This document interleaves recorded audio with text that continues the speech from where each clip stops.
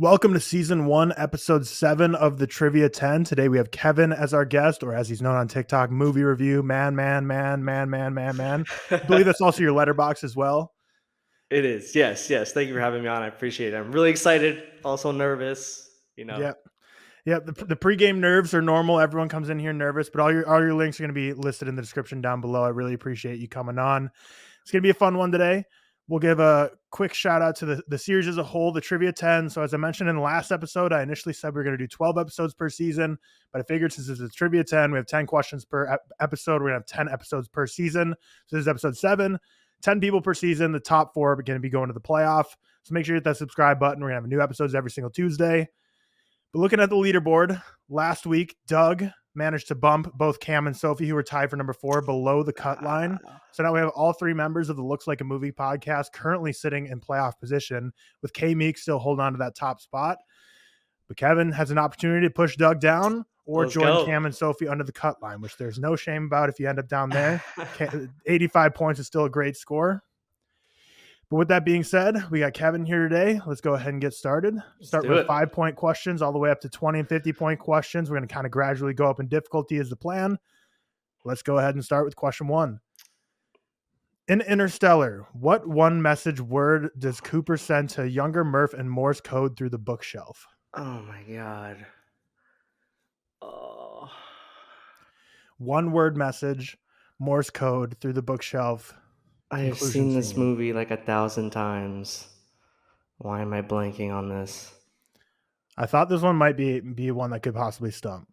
I will say the 5-point questions is supposed to be the easiest ones, but this is episode 7, and I think 5 out of 7 contestants, maybe 6 out of 7 contestants, have gotten a 5-point question wrong. So no shame if you get stumped. I'm trying to think. I'm just gonna guess like help, but it's not that. Close. Stay is the correct answer. 4-letter word. Help is incorrect, so he sends two Morse code messages, one being the longer one through the watch, which is like the GPS coordinates of the site, and then this one being stay. Moving on to question 2, though, we're gonna jump right back in. I have confidence you need to get points on the board. What dish of food did Buddy the Elf sugarize and devour for breakfast in Elf? Spaghetti, pasta. Yep, perfect. Spaghetti is the correct answer. See, now the momentum's building. 5 points on the board. First one stumped you, but we're back with the Buddy the Elf question. And we're moving on to question 3, where we're going to be jumping up to 10 points per question. What dish in Chef is the final straw that pushes Jon Favreau's character over the edge when the critic is not pleased? So the outrage scene that he serves the critic, that is the final straw that makes him yell at him. It's the chocolate cake, right? With the fudge in the middle. Correct. The chocolate lava cake yeah, is what sends him over the edge. The critic complains it is not molten enough, and then he snaps and then officially gets fired from the restaurant and goes on his food truck journey. Great 10 movie. points headed your way. Moving on to question number 4. In The Founder, what did Ray Kroc sell before getting a piece of the McDonald's empire? Oh, man, I haven't seen this movie. He was a traveling salesman. I know, yeah. Trying to think of the time era. Man, this is why I need to log more movies on Letterboxd.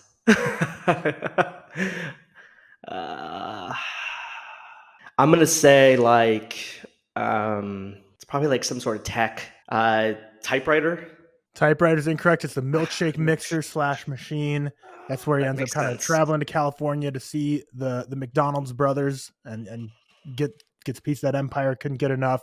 That's the tough part about trivia. The thing is, a question could be relatively easy, but if you haven't seen it a long time, that's going to be harder than the most hard question in the world about a movie you saw a month ago. Exactly. So it's all about timing. Moving on to question number 5 for 10 points. In Kong Skull Island, which actor plays the role of the person who ends up sacrificing himself with grenades in one of the more comical scenes of the movie? I believe it's John C. Reilly's character. Not John C. Reilly. It's Shea Wiggum. Shea Wiggum bravely goes out there with the 2 grenades, walks out there, and it does not end up working and presenting. So for viewers at home, this is very similar to how Doug started his episode last week, where he wasn't able to build the momentum early, but the back half was where he really made his money and got himself in playoff position.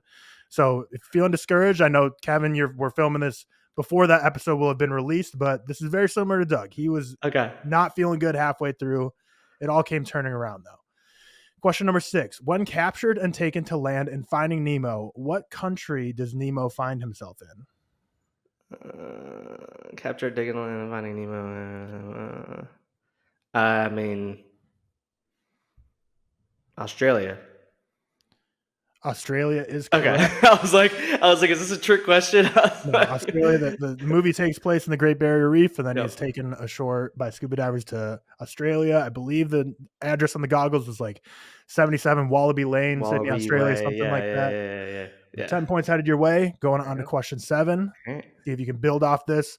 This one I do think is a tougher question because it is a 15-point question. But what is the name of the biker gang in 21 Jump Street that Jenko and Schmidt have a run-in with at the park? These are the 15-point questions. These are the harder ones. And it makes sense. And I've seen this movie probably like 50 times. I envision the entire scene. I know how the entire scene goes. I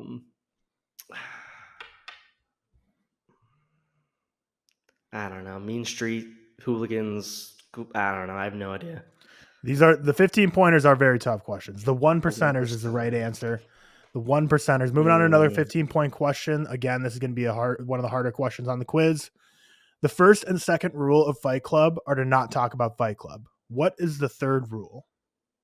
And you don't have to get the words exactly right, but if you can get the general idea of what the third rule is, I'll give you the answer. There's 8 total rules of Fight Club.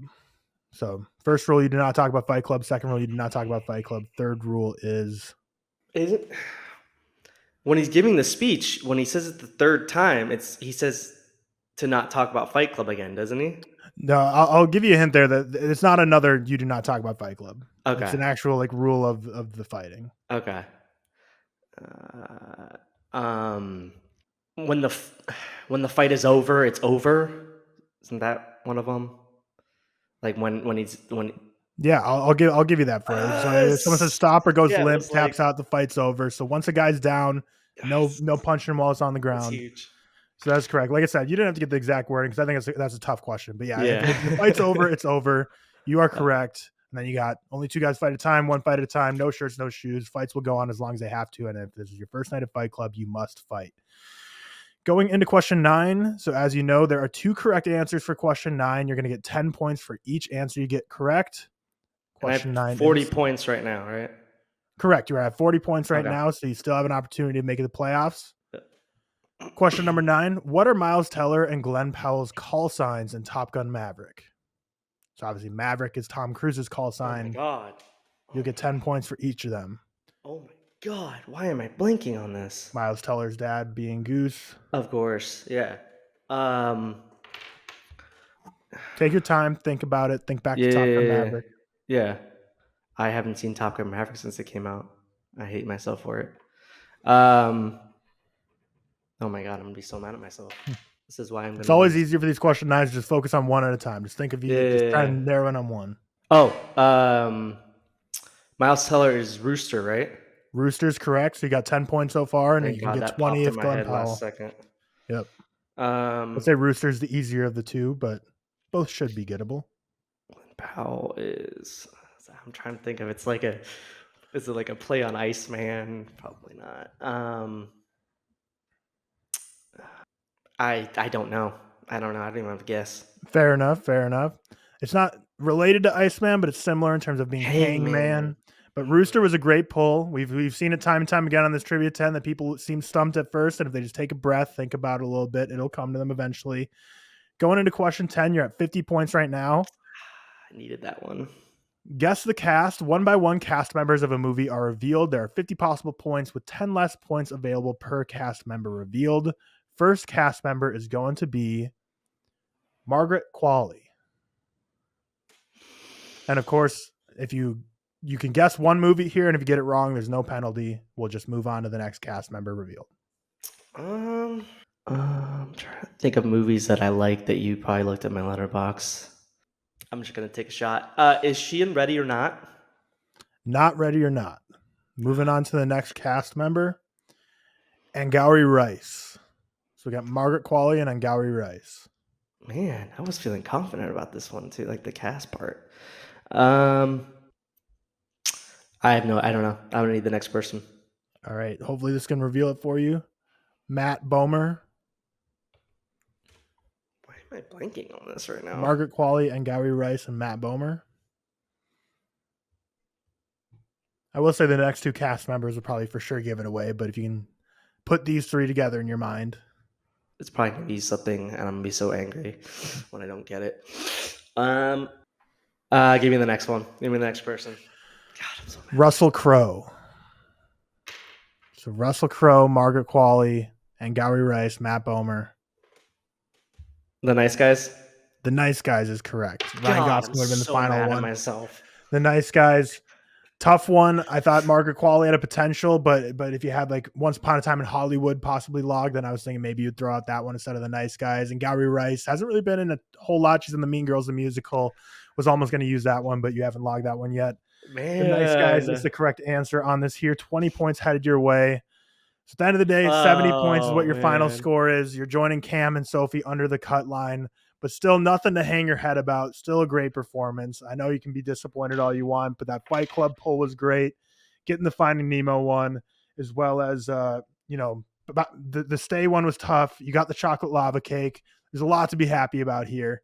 I was so prepared too for the cast part. I was like, man, as long as I put myself in a decent position for the cast, because I did all of the episodes and I got all of the cast within like the second person. Mm-hmm. And I was like, man, because that's like my bread and butter is like actors, actresses, cast. Like I was like, that's I got it. And then like, of course, the Nice Guys. Yeah, unfortunate. Yeah, I always think if ever someone turned the tables on me and made me run through Trivia 10, I'm certain I would get like 20 points. And every time we do ReelTok Podcast trivia, I'm always just getting creamed by Cam's questions.